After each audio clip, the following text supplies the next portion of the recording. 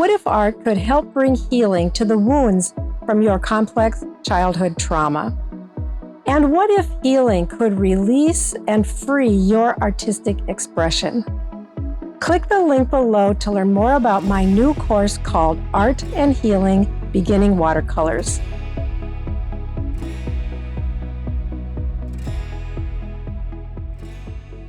Hey everyone, it's Sher and Kandace with Processing Trauma Out Loud, and we're back today to continue our cultivation series. Sher, we have had so much fun in this series. I will say it's not only a series that has felt fun to me, but I just go back and I feel like I'm just aware of how much I'm still learning and growing in my own journey. Yeah, me too. It's been good. And these conversations have been so meaningful. We've had some really fun feedback with some of these episodes that we're hearing from people that are just really, I think you sent me one the other day that someone was talking about it's giving them language to help them understand their own journey. Yeah. And someone who told me that they listen to they have a friend who listened to every single episode so they could understand someone in their life who was going through some trauma. And just that is so meaningful. Just love that so much. Well, what I love about that is we know not everybody has childhood developmental trauma. Yeah. We we know that everybody has had trauma in some way. Yeah. But there is a little bit of a difference in having developmental trauma that is, sometimes we think of not only what's happened, but sometimes it's actually found in what didn't happen that needed to happen. Yeah. And I love that somebody is listening to this to help them understand somebody that has had developmental trauma. Yeah. That feels really encouraging to me. Yep. So today we're starting a new series on what does it mean to cultivate the trait of having self-compassion. I feel like we're doing a little bit of a full circle. We actually talk about self-compassion quite a bit, but especially in the beginning when we launched this podcast, goodness, over a year ago, we really wanted to start out with the power of kindness, not just receiving kindness from others, but actually having a posture of self-compassion and kindness towards your own self. And so we're going to share a little bit about our own experiences with our relationship with self-compassion, and hopefully just give our listeners some stories or some things about self-compassion that will help them be curious about their own relationship with self-compassion. Yeah. It's just interesting as we have talked always, but particularly this morning as we're moving toward this topic, that how much of our lives I will say for myself, how much of my life I lived with the opposite of self-compassion, and I kind of made a list of some of the things that I lived with my whole life, like self-contempt and self-disgust and belittlement and just the huge struggle with comparison and criticism and all of the things that led me toward needing to live in a state of coping and numbness because I had such strong feelings about who I was, and it did not include self-compassion. Mhm. And as we were processing this morning, we started talking about how do we become self-compassionate. And I will just say that it develops in childhood. So children do two things growing up and in their primary environment. They internalize the messages that they're receiving, and then in some way they will model it at some point. And so when I think of your stories, I know your stories very well. It it makes a lot of sense to me, Share, that you struggled so deeply with the opposite of self-compassion. Mm. And we talked through it a little bit, and I'm wondering, how comfortable do you feel with sharing what that was like for you when you realize you really didn't have a foundation or a springboard, if you will, to grow up having self-compassion? Yeah. Yeah, no, I feel very willing to talk about it. And yeah, I think I grew up in a home where there was tremendous abuse. I think I was experiencing probably sexual abuse pre-verbal.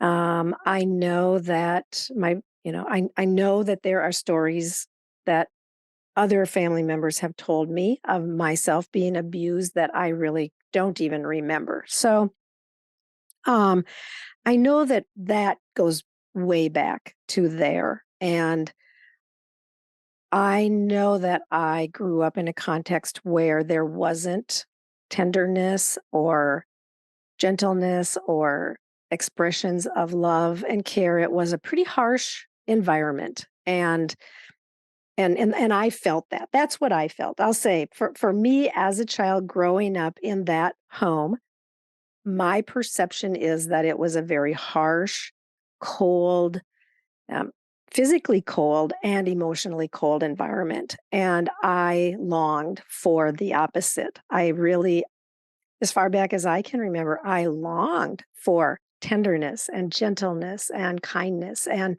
would seek it out, whether that was from anyone who was around me that smelled of being kind. I was leaning in.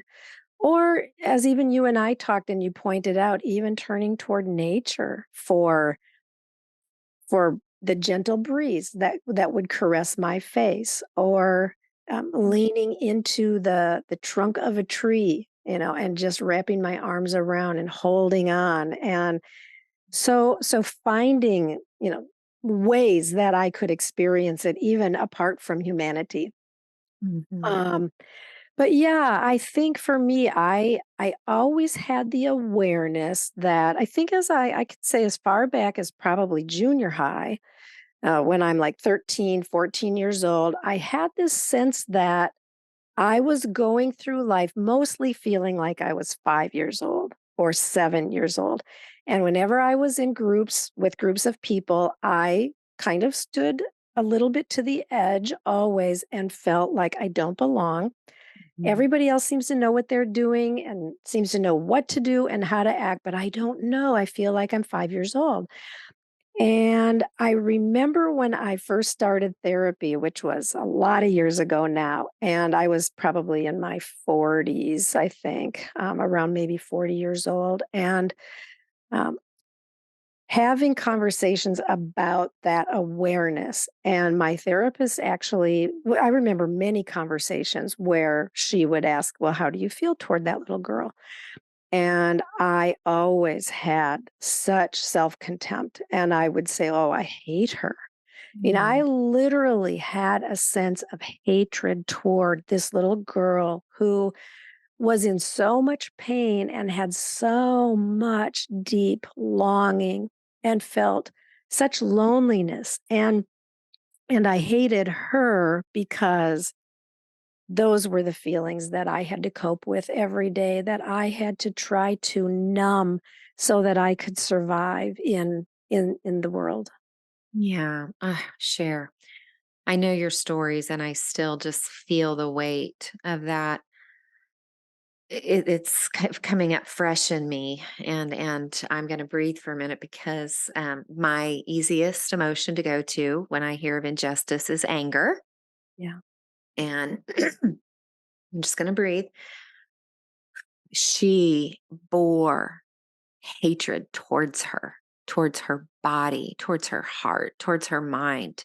Yeah. She had no other option but to believe she was worthy of being hated.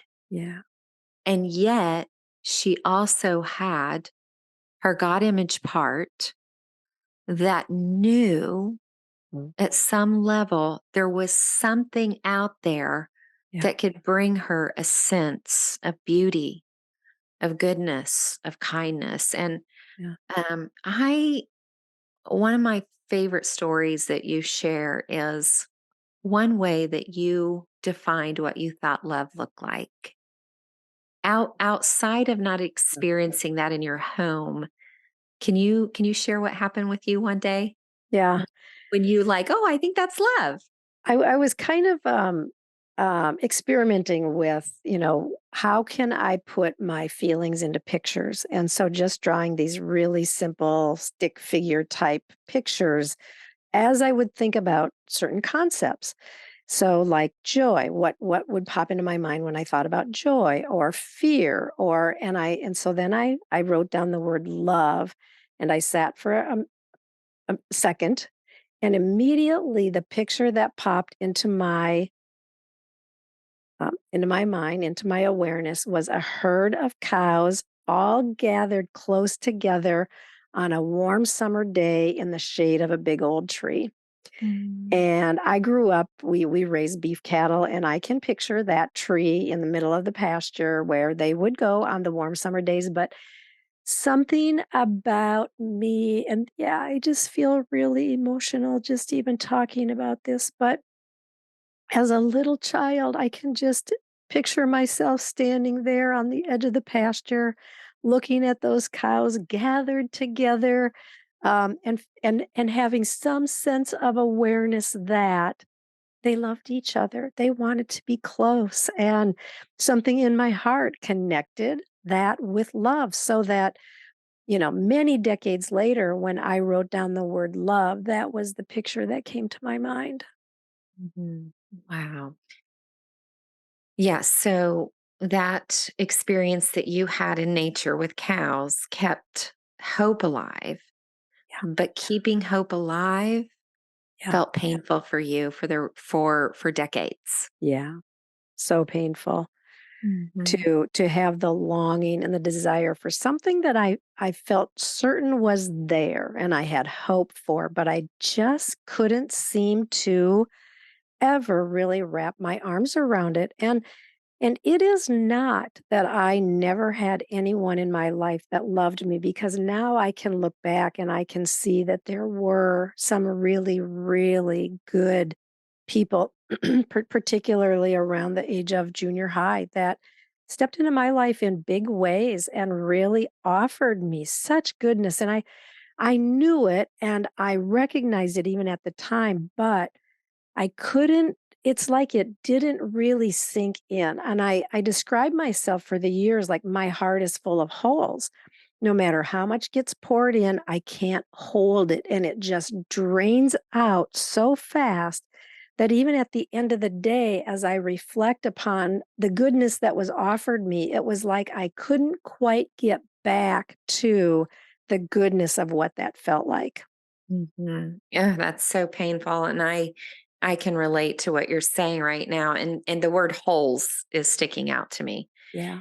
Those holes are the gaps that we did not receive in childhood Mm, that would have given us the foundation to believe that we are loved, that we are worthy of love, to experience compassion when we make mistakes, mm, or we're struggling. And so those holes, if they're not filled, and I'm going to say not just filled one time, yeah, or not that those encounters that you had in junior high didn't matter, because they did. yeah, In a sense, it was grace that was saying, keep going here, keep moving forward. I have something for you. yeah.